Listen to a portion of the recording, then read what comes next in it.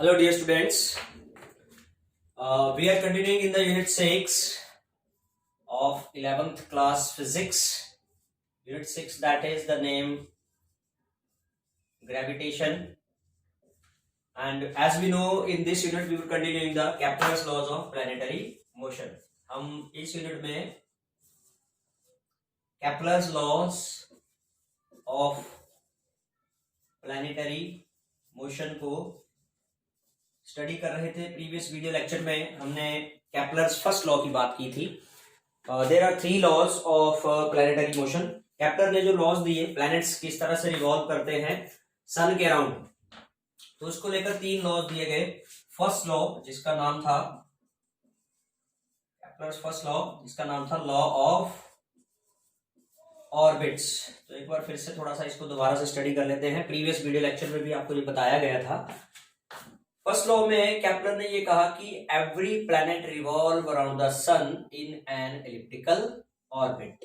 हर एक प्लैनेट सन के अराउंड एक एलिप्टिकल ऑर्बिट में रिवॉल्व करता है with sun at one of its foci, ताकि सन उस एलिप्स के 2 फोकस में से किसी एक पर सन है, और कोई भी प्लैनेट जस्ट लाइक अर्थ और दूसरे प्लैनेट भी इसके सराउंडिंग में एलिप्टिकल ऑर्बिट में रिवॉल्व करते हैं। ठीक है, यहां पर कुछ बातें और भी फर्स्ट लॉ में स्टडी की गई थी कि सन से जो ये नियरेस्ट पॉइंट है दैट इज कॉल्ड पेरिहीलियन, और जो फारदेस्ट पॉइंट है that is called aphelion. Perihelion and aphelion, nearest point to the sun is called perihelion and farthest point is called aphelion. Okay, and the line joining the perihelion to aphelion is called major axis.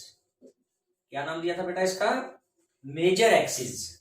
और इसी major axis पर कोई line जो इसके centre से pass करती है and perpendicular to it, the line passing through the centre and perpendicular to it is called major axis. Is that clear? Minor axis and sorry, ये माइनर एक्सिस होगा, this one will be the minor. Minor mean छोटा, major means लंबा, बड़ा।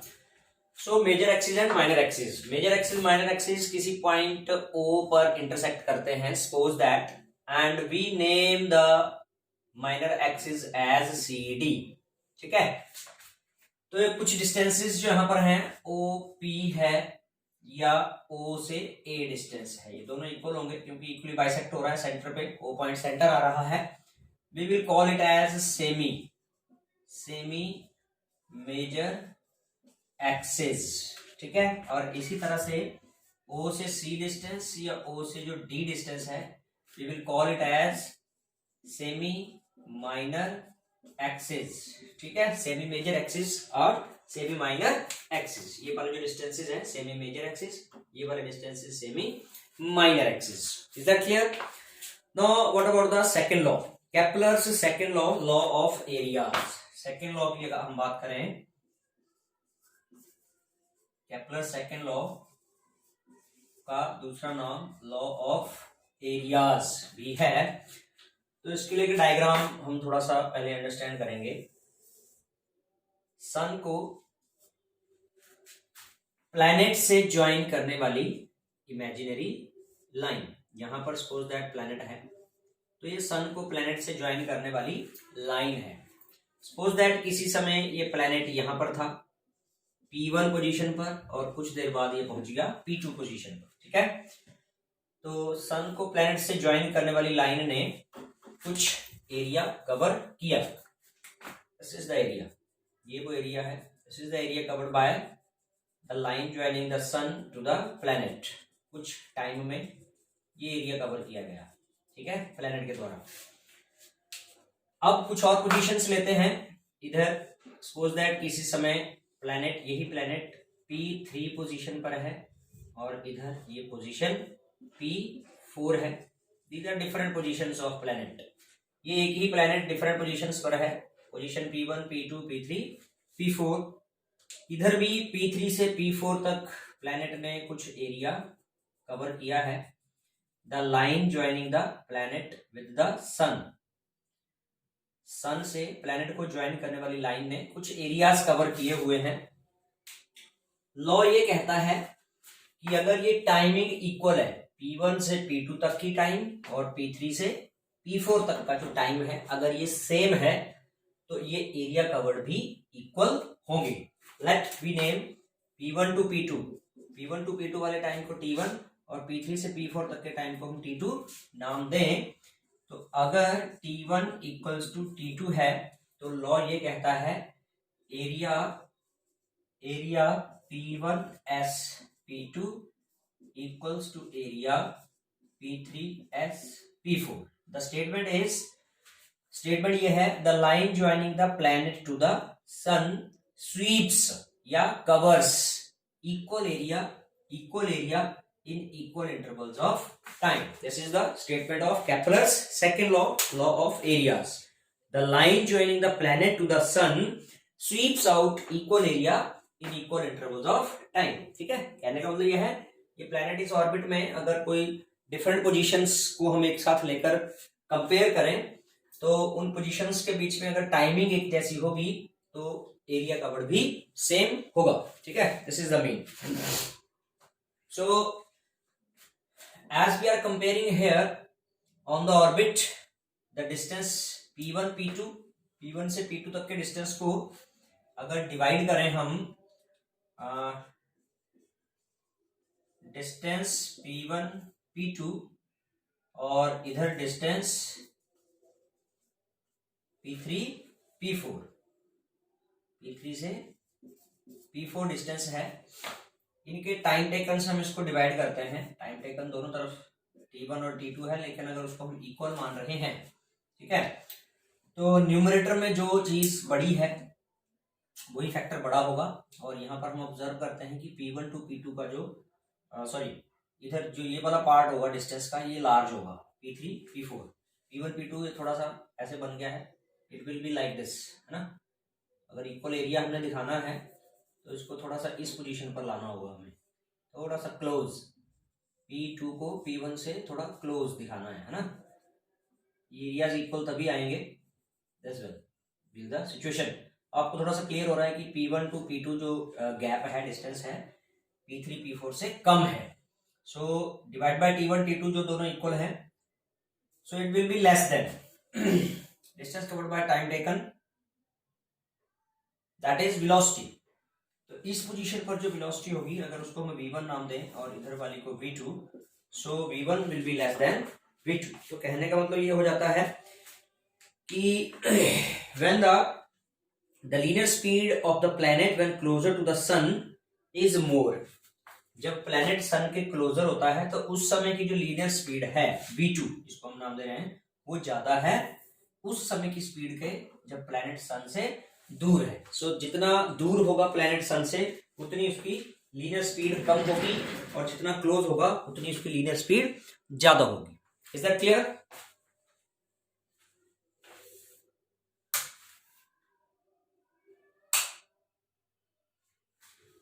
Okay, now let's continue with the next law, Kepler's third law.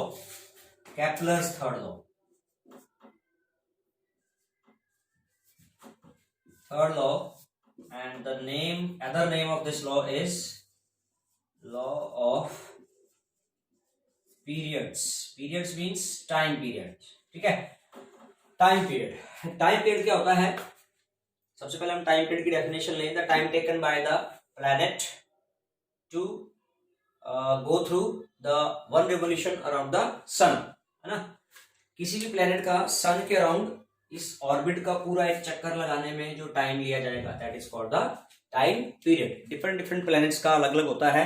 As we know earth completes this orbit in 365 days। 365 is to 1/4, 365.25। तो different planets का ये time period अलग अलग है। तो यहां पर थर्ड लॉ में उसी टाइम पीरियड को इस सेमी मेजर एक्सिस के साथ कंपेयर किया गया है।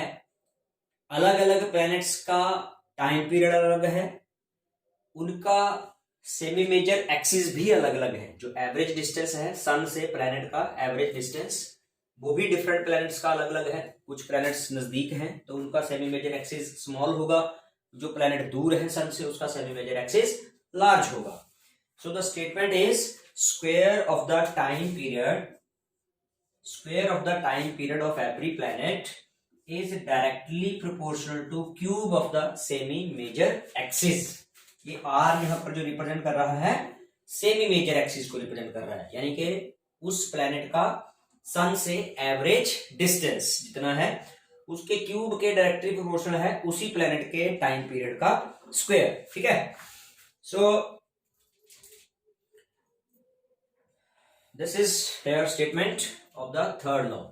यहां पर एक टेबल आपको इस पॉइंट को जस्टिफाई करता हुआ दिया हुआ है आगे, जिसमें डिफरेंट प्लैनेट्स के टाइम पीरियड्स भी दिए हुए हैं और सेमी मेजर एक्सिस की वैल्यू भी दी हुई है. Okay, we can consult from here are given some. आप थोड़ा कंसल्ट करेंगे, यहीं से मैं बता देता हूँ बुक से आपको. देखिए थोड़ा सा ध्यान से ऑब्जर्व करेंगे तो yes, just a moment. So here are, ये आपके प्लैनेट्स के नाम हैं इधर दिए हुए. Okay, here are a representing here, this is time period. A is representing semi major axis. ठीक है, ये एवरेज डिस्टेंस है उनके 5.79 मरकरी का है और मरकरी का टाइम पीरियड 0.24. और इन दोनों का जो रेशो है क्यू रिप्रेजेंटिंग द कोशेंट. तो रेशो आप देख रहे हैं कि अलग अलग प्लैनेट्स की ये वैल्यूज अलग अलग हैं. ठीक है, सेमी मेजर एक्सिस की वैल्यू अलग अलग हैं, टाइम पीरियड्स की वैल्यू अलग अलग हैं, लेकिन जो रेशो आ रहा है यहाँ पर अप्रॉक्सीमेटली 2.95, 3, 2.96, 2.98, 3.01. तो इन दोनों का जो रेशो आ रहा है, ये जो कोशेंट है, ये कोशेंट क्या चीज है? हम जैसे प्रोपोर्शनलिटी साइन को हटाएं और एक कांस्टेंट लें के आर क्यूब. ठीक है, so t square upon r cube को इधर ले आओ तो इक्वल टू के मीन्स एक कांस्टेंट वैल्यू. तो यही वो कोशेंट जो वहां पर क्यू है आपके उस टेबल में, वो इस स्क्वायर ऑफ टाइम पीरियड और cube of semi major axis की रेशियो को रिप्रेजेंट कर रहा है, जो कि सेम आ रही है इसमें. ठीक है, जो ये क्यू आप देख रहे हैं यहाँ पर, दिस वैल्यू, ये जो सेम वैल्यू आ रही है, ये इन दोनों का रेशियो है. Square of time period, cube of semi major axis का रेशियो है ना. So we are observing here 3.01, 2.98, 2.98, 2.99, 2.99. तो सारी वैल्यूज एक जैसी आ रही हैं. So it is representing that the ratio is constant. So this is about Kepler's laws of planetary motion. Now the next topic which we are going to continue is the gravitation. जैसे कि chapter का नाम भी है, तो ये topic है हमारे पास ग्रेविटेशन. एक छोटा सा डेफिनेशन है only. Gravitation is the name given to a force of attraction between any two bodies of the universe. Gravitation universe की कोई भी दो बॉडीज के बीच का जो अट्रैक्शन फोर्स है उसको नाम दिया गया है ग्रेविटेशन. ठीक है, आगे चलकर डिटेल में थोड़ा इसके बारे में पढ़ेंगे. न्यूटन्स लॉ ऑफ ग्रेविटेशन आएगा. सो इस फोर्स का जो बेसिक ओरिजिन है वो इन बॉडीज के मासेस हैं. जिन भी दो बॉडीज के बीच में ये ग्रेविटेशन फोर्स एक्ट करेगी, उसका जो ओरिजिन है उस फोर्स का, that is the mass of that body. तो क्योंकि यूनिवर्स के हर एक ऑब्जेक्ट का मास होता है either small or greater, but every body has mass. जो भी यूनिवर्स के अंदर बॉडी एग्जिस्ट कर रही है उसका मास है. इस वजह से इस फोर्स को यूनिवर्सल फोर्स कहा गया, क्योंकि ये यूनिवर्स के हर एक ऑब्जेक्ट्स में एग्जिस्ट करेगी. That's why it is called universal force and it was discovered by Newton in the year 1665. ठीक है, न्यूटन ने डिस्कवर किया इसको इन 1665. So let me take the next topic is Newton's law of gravitation. Newton's law of gravitation. So इस gravitation force के लिए क्या Newton ने उस फोर्स की मेजरमेंट के लिए स्टेटमेंट दिया, लॉ दिया. It states that every body of this universe attract every other body with a force which is directly proportional to the product of their masses and inversely proportional to the square of distance between them. Newton इस gravitational force के magnitude को explain करने के लिए कहता है that if there are two bodies A and B of masses m1 and m2, so Newton का statement ये है कि इन दोनों के बीच में अगर डिस्टेंस इनके सेंटर्स के बीच में, let the distance is r, अगर r डिस्टेंस है, so according to Newton the force between these two bodies F अगर उसको नाम दें तो वो डायरेक्टली प्रोपोर्शनल है product of the masses of the two bodies, दोनों बॉडीज के मासेस के प्रोडक्ट के डायरेक्टली प्रोपोर्शनल है and inversely proportional to square of distance between them. ठीक है, ये जो लॉ का स्टेटमेंट था उसकी मैथमेटिकल फॉर्मुलेशन। इन दोनों इक्वेशंस को अगर कंबाइन कर दिया जाए F proportional to m1 m2 by r square लिखा जाएगा और प्रोपोर्शनलिटी साइन को हटाते हुए जो कांस्टेंट लिया गया बाय न्यूटन वो लिया गया capital G, that is universal gravitational constant. तो फॉर्मूला बन गया F equals to G m1 m2 by r square. ये यूनिवर्सल लॉ ऑफ ग्रेविटेशन के अकॉर्डिंग दो बॉडीज के बीच का फोर्स है, where G is the universal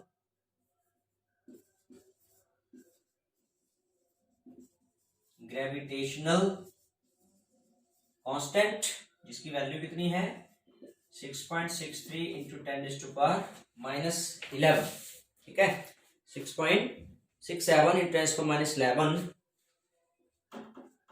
Newton metre square पर किलोग्राम स्क्वायर। ठीक है, ये कैपिटल जी की वैल्यू जो एक्सपेरिमेंटली फाइंड की गई। So this is the